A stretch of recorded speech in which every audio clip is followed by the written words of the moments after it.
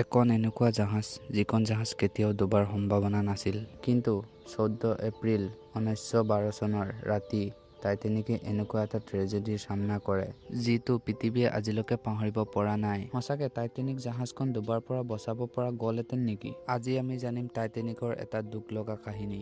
10 এপ্ৰিল 1912 টাইটানিকে যাত্ৰা আৰম্ভ কৰে। টাইটানিকখন বহুত বিশাল আৰু লাক্সাৰিও আছিল।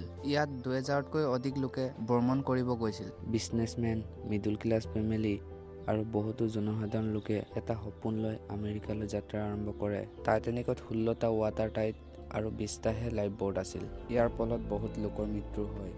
এইটো টাইটানিকৰ প্ৰথম গল্টি। 14 এপ্ৰিলৰ ৰাতি সাগৰখন পুৰা নিস্তব্ধ হৈ আছিল।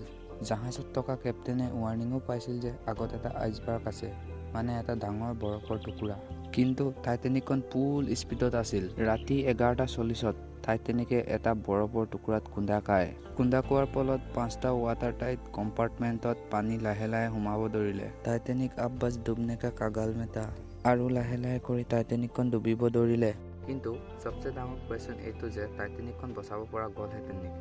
20টাহে লাইফ বোট আছিল আৰু টাইটানিকত ইমানটা মানুহ আছিল যে চবকে বচোৱাটো অসম্ভৱ হৈ পৰিল।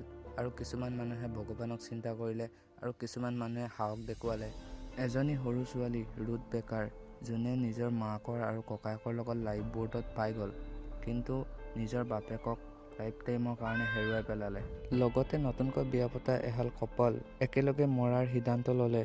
লাইফ বোটত এটাই চিট খালী আছিল, কিন্তু বিয়া পতা হালে সেই চিটটো বেলেগৰ কাৰণে এৰি দিলে। আজিও সিহঁতৰ প্ৰেম কাহিনী সাগৰৰ মাজত অমৰ হৈ আছে। টাইটানিকৰ এই ঘটনাটোৰ পাছত চৰকাৰে নতুনকৈ ছেফটি ৰুল এটা বনালে। আজি প্ৰত্যেকখন জাহাজতে জোখতকৈও অধিক লাইফ বোট থকাটো জৰুৰী হ'ল। টাইটানিকৰ কাহিনীটোৱে আমাক এইটোৱে শিকায় যে মানুহে পাৰিলে যিমানে ডাঙৰ টেকন'লজি বনাব পাৰে, কিন্তু প্ৰকৃতিৰ আগত সদায় সৰুৱে হৈ থাকিব।